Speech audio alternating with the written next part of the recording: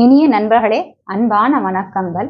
நம்ம வாழ்க்கையில பார்த்தோம்னா சில பிரார்த்தனைகள் நிறைவேறாமலே போய்விடும். அதற்காக நாம எத்தனையோ கோயில், குளம், பூஜை, புரஸ்காரம், பரிகாரம் என்று எல்லாமே செய்து முடித்திருப்போம். நாளைக்கு எப்போவாவது நம்மளுடைய பிரார்த்தனை நிறைவேறும் அப்படின்னு ஒரு நம்பிக்கையில, ஒரு கனவோடு வருடக்கணக்கா நம்ம அதுக்காக காத்துக்கிட்டு இருப்போம். ஆனா அந்த பிரார்த்தனையோ நிறைவேறாது. இதற்கெல்லாம் என்ன காரணம்? நாம பிரார்த்தனையை எந்த முறையில செய்தா நம்மளுடைய அனைத்து பிரார்த்தனைகளும் நிறைவேறும் என்பதை தெரிந்து கொள்ள இன்றைய கதையை கேட்போம். வாங்க கதைக்குள் போகலாம். ரவிசங்கர் தன்னுடைய மனைவி மாலாவுடன் ஒரு நகரத்துல வாழ்ந்து வந்தாராம். அவங்க வாழ்க்கையில அவங்களுக்கு தேவையான எல்லா வசதி வாய்ப்புகளும் இருந்ததாம். அதாவது நல்ல பெரிய வீடு, நிலம், நீரு, காரு இப்படின்னு எல்லா வசதி வாய்ப்புகளுடன் அவங்க வாழ்க்கையை வாழ்ந்து வந்தாராம். ஆனா அவங்க வாழ்க்கையில ஒரு மன நிம்மதியும் சந்தோஷமும் இல்லாம இருந்தாங்களாம். அதுக்கு முக்கியமான காரணம் என்னன்னு பார்த்தோம்னா, திருமணம் முடிந்து 5 வருடங்கள் கடந்த பிறகும் அவங்களுக்கு குழந்தை பாக்கியம் இல்லையாம். இதனால அவங்க 2 பேருமே ரொம்ப வருத்தத்துல வாழ்ந்து கொண்டிருந்தாங்களாம். அவங்க போகாத கோயில் கிடையாதான், செய்யாத பூஜை, பரிகாரம், புரஸ்காரங்கள் கிடையாதான், பார்க்காத டாக்டர் கிடையாதான். இதனால எந்த பிரயோஜனமும் ஏற்படலையா, அவங்களுக்கு குழந்தை பாக்கியம் மட்டும் கிடைக்கவே இல்லையாம். இந்த ஒரு காரணத்தினால 2 பேருமே எப்பவுமே சோகமாவே இருப்பாங்களாம். கணவன் மனைவி 2 பேருமே பார்த்தா ரொம்ப நல்ல குணம், மனம் படைத்தவர்களாம். தானம், தர்மம், புண்ணிய காரியங்கள் இதெல்லாம் செய்யக்கூடியவர்களாம். உதவின்னு அவங்க வீட்டுக்கு யாராவது வந்தா அவங்களால முடிந்த உதவியை கண்டிப்பா செய்வாங்களாம்.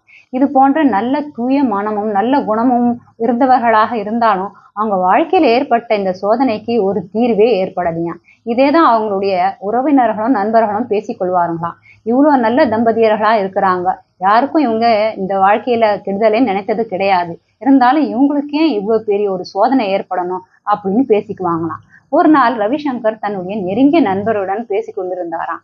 அப்போ அவருடைய நண்பர் ரவிசங்கரை பார்த்து சொன்னாராம், நான் ஒரு விஷயத்த சொன்னா நீ தவறா எடுத்துக்க மாட்டியேன்னு. அதை கேட்ட ரவி, சொல்லப்பா, நான் எதுக்காக தவறா எடுத்துக்க போறேன் அப்படின்னு சொல்லவும் நண்பர் சொன்னாராம், எனக்கு தெரிந்து பக்கத்து கிராமத்துல ஒரு துறவி வந்திருக்காரு, அவர்கிட்ட போனாலே நம்மளுடைய பிரச்சனைக்கு கண்டிப்பா ஒரு தீர்வு ஏற்படுதான் அப்படின்னு சொன்னாராம். அதை கேட்ட ரவிசங்கர், உண்மைதான்ப்பா, இது போன்ற துறவி ஞானிகள் இவங்க கிட்ட போனாவே மனசுக்கு ஒரு நிம்மதியும் சந்தோஷமும் கண்டிப்பா கிடைக்கும், நம்மளுடைய பிரச்சனைக்கும் தீர்வு கிடைக்கலாம். கண்டிப்பா நாளைக்கே நான் என்னுடைய மனைவியும் கூட்டிட்டு வரேன், நம்ம 3 பேரும் சேர்ந்து அங்க போலாம் அப்படின்னு சொல்லிட்டு 3 பேருமே அந்த துறவி இருக்கிற இடத்துக்கு போய் சேர்ந்தார்களாம். துறவி ஆழ்ந்த தியானத்தில் அமர்ந்திருந்தாராம். அவர் தியானத்துல இருந்து வெளியே வந்த உடனே ரவி துறவியை பார்த்து சொன்னாராம், சாமி, நாங்க அப்படி என்னதான் பாவம் செய்தோம்? எனக்கு தெரிந்து என் வாழ்க்கையில நாங்க யாருக்கும் எந்த கஷ்டத்தையும் பாவத்தையும் செய்ததே கிடையாது. அப்படி இருக்கும்போது எங்களுக்கு மட்டும் ஏன் குழந்தை பாக்கியம் கிடைக்கவில்லை? இதுக்கு என்ன காரணம்? இதுக்கு என்னதான் தீர்வு? இதைதான் தெரிஞ்சுக்கிறதுக்காக நாங்க உங்ககிட்ட வந்திருக்கோம் அப்படின்னு சொல்லவும் துறவி கொஞ்ச நேரம் அமைதியாக ரவிசங்கரையும் அவருடைய மனைவியும் பார்த்துட்டு மறுபடியும் தியான திருஷ்டிக்கு போனாராம். தியான திருஷ்டிக்கு போயிட்டு கொஞ்ச நேரம் கடந்த பிறகு கண் திறந்து பார்த்தாராம். கண் திறந்து பார்த்து விட்டுட்டு ரவியும் அவருடைய மனைவி மாலாவையும் பார்த்து சொன்னாராம், உங்களுக்கு தெரியுமா, நம்ம வீட்டுல குழந்தைகளா பிறக்கிறாங்களே அவங்கெல்லாம் யாரு அப்படின்னு கேட்டாராம். அதை கேட்ட உடனே ரவியும் மாலாவும் கொஞ்ச நேரம் முழித்தார்களாம். அதுக்கு பிறகு ரவி சொன்னாராம், இல்லையே சாமி, எங்களுக்கு எல்லாம் என்ன தெரியும், யார் நம்ம வீட்டுல குழந்தைங்களா வந்து பிறக்கிறாங்க, இதை பத்தி எல்லாம் எங்களுக்கு எதுவுமே தெரியாது அப்படின்னாராம். அதை கேட்ட உடனே துறவி சொன்னாராம், கேட்டுக்கோங்க, நம்ம வீட்டுல குழந்தைகளா பிறக்கிறவங்க 4 விதமான ஆன்மாக்கள்.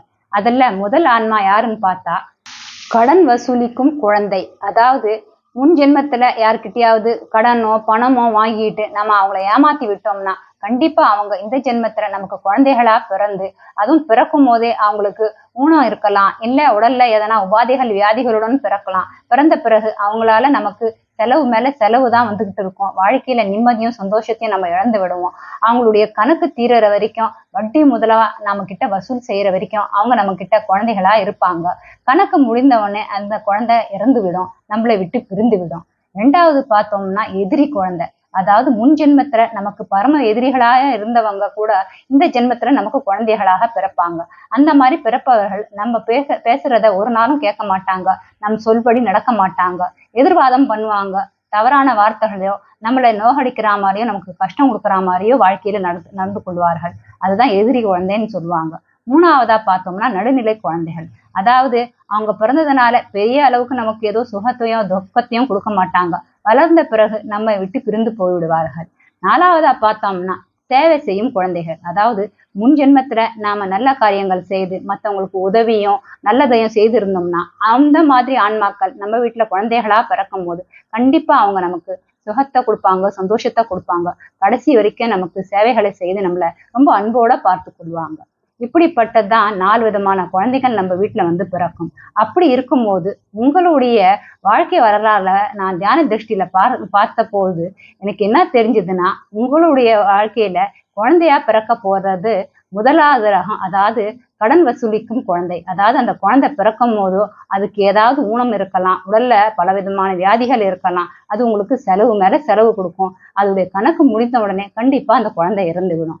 ஆனால் இந்த ஜென்மத்திலேயோ நீங்க 2 பேருமே ரொம்பவும் நல்லவங்களாக வாழ்க்கையை வாழ்ந்து கொண்டு இருக்கிறீர்கள். நல்ல பூஜை புரஸ்காரம் புண்ணிய காரியங்கள் தர்ம காரியம் என்று செய்து நல்ல ஒரு புண்ணிய ஆத்மாக்களாக இருக்கிறீங்க. அதனால கடவுளுக்கு தான் தெரியும் ஆதி என்ன, மதியம் என்ன, அந்தம் என்ன, எதிர்காலத்துல என்ன நடக்க போகுதுன்னு. அதனால இந்த குழந்தை உங்களுக்கு பிறக்காம இருக்கிறதே நல்லது என்பதற்காக தான் உங்களுக்கு குழந்தை பாக்கியமே கொடுக்காம இருக்கிறாரு. இதை நீங்க புரிந்து கொள்ள வேண்டும் அப்படின்னு சொன்னாராம். இதை கேட்ட உடனே கொஞ்ச நேரத்துக்கு ரவிசங்கரும் மாலாவும் அமைதியாக இருந்தாங்களாம். அதன் பிறகு அவங்க சொன்னாங்களாம், கண்டிப்பாக சாமி நீங்க சொல்றதுல 100க்கு 100 உண்மை இருக்கதான் செய்யுது. ஏன்னா கடவுள் நல்லவங்களை சோதிப்பாரு, ஆனா கைவிட மாட்டாரு. இந்த ஒரு காரணத்தினாலதான் எங்களுக்கு குழந்தை பாக்கியம் கொடுக்காம இருக்கிறார் போல இருக்கு. இன்னைக்கு நாங்க இதை நல்லாவே புரிந்து கொண்டோம். இனிமேல் வாழ்க்கையில நாங்க கஷ்டப்பட மாட்டோம். எங்களுக்கு இனிமேல் வாழ்க்கையில குழந்தை பாக்கியம் கிடைத்தாலும் சரி கிடைக்காவிட்டாலும் சரி நாங்க இருவரும் சந்தோஷமாக வாழ்க்கையை வாழ்வோம் அப்படின்னு சொல்லிட்டு அங்கிருந்து கிளம்பி போனார்களாம். எனவே நண்பர்களே, நம் வாழ்க்கையில சில பிரார்த்தனைகள் நிறைவேறாம போகாத இருக்கிறதுக்கு இப்படியும் ஒரு காரணம் இருக்கு. அதுக்கு பின்னால ஒளிந்திருக்கும் நன்மை நமக்கு தெரியாமலே போய்விடும். ஏன்னா எதிர்காலத்துல என்ன நடக்கும், அதனுடைய பின்விளைவுகள்லாம் என்ன என்று படைத்த அந்த கடவுளுக்கு தான் தெரியும். அதனால அவருக்கு தெரியும் யாருக்கு என்ன கொடுக்கணும், எப்படி கொடுக்கணும், எப்பொழுது கொடுக்கணும், அதெல்லாம் அவர் அறிந்தவர். அதுக்கு ஏற்றவாறு தான் நமக்கு கிடைக்கும். இதை நம்ம புரிந்து கொண்டோம்னா ஒரு நாளும் நம்மளுடைய பிரார்த்தனை நிறைவேறவில்லை என்று நாம கஷ்டப்பட மாட்டோம். அதே நேரத்துல நம்ம பிரார்த்தனை நிறைவேறாத போது நமக்கு பல அனுபவங்கள் கிடைக்கும். அந்த நேரத்துல நமக்கு வழிகள் ஏற்படலாம், தோல்வி மனப்பான்மை ஏற்படலாம், கஷ்டங்கள் இருக்கலாம். இதெல்லாம் நமக்கு வாழ்க்கையில ஒரு பெரும் அனுபவத்தை கொடுக்கும். அதை வைத்து நம்ம வாழ்க்கையில வருகிற பல பிரச்சனைகளை நம்மளால சமாளிக்க முடியும். எனவே நம்மளுடைய பிரார்த்தனைகள் எல்லாம் நிறைவேற வேண்டும் என்றால் நம்மளுடைய பிரார்த்தனை எப்படி இருக்க வேண்டும் என்றால், இறைவா என்னுடைய பிரார்த்தனை என்னுடைய வேண்டுகோள் எனக்கு நிம்மதியையும் சந்தோஷத்தையும் தரக்கூடியதாக இருந்தால் அது நிறைவேறட்டும் என்று சொல்லி நம்மளை நாம இறைவனிடத்தில் ஒப்படைத்து விட்டோம்னா, நம்மளை நம்ம சமர்ப்பணம் செய்து விட்டோம்னா நிச்சயமாக நம்ம வாழ்க்கை சந்தோஷங்கள் நிறைந்ததாக இருக்கும். மீண்டும் ஒரு நல்ல கதையுடன் உங்களை சந்திக்கிறேன். அது வரைக்கும் மகிழ்ச்சியாக இருங்கள், மற்றவர்களையும் மகிழ்ச்சியுடன் வைத்துக் கொள்ளுங்கள். பிடித்திருந்தால் லைக், ஷேர் அண்ட் சப்ஸ்கிரைப் பண்ணுங்க. உங்களுடைய கருத்துகளையும் மறக்காம சொல்லுங்க. வாழ்க வளமுடன். நன்றி. ஓம் சாந்தி.